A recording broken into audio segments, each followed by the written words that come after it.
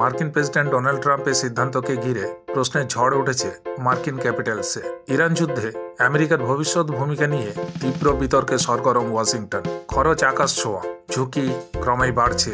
Report অনুযায়ী ইরানে হামলার প্রথম 24 ঘন্টাতেই আমেরিকার খরচ হয়েছে প্রায় 77,90,00,000 ডলার। যুদ্ধ আরও 1 মাস চলতে পারে বলে ইঙ্গিত দিয়েছেন ট্রাম্প নিজেই। ফলে বিপুল অর্থব্যয়ের পাশাপাশি বাড়ছে সামরিক ও কূটনৈতিক ঝুঁকিও। বুধবার মার্কিন সেনেট ও কংগ্রেসে এই যুদ্ধ নিয়ে ভোটাভুটি হওয়ার কথা, যা ট্রাম্প প্রশাসনের জন্য বড় রাজনৈতিক পরীক্ষায় পরিণত হতে পারে।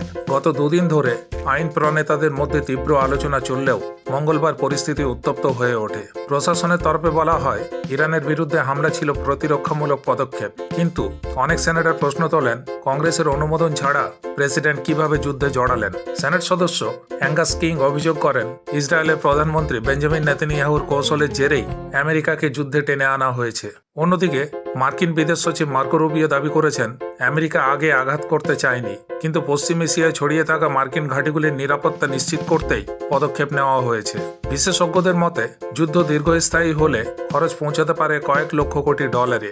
আমেরিকান ফার্স্ট নীতির কথা বারবার বললেও এই যুদ্ধ সেই নীতির সঙ্গে কতটা সামঞ্জস্যপূর্ণ তা নিয়েই এখন প্রশ্ন তুলছেন বিরোধী ও শাসক দলের একাংশ। বুধবারের ভোটাভুটিই ঠিক করবে ইরান যুদ্ধে আমেরিকার পথ কোন দিকে মোড় নেবে।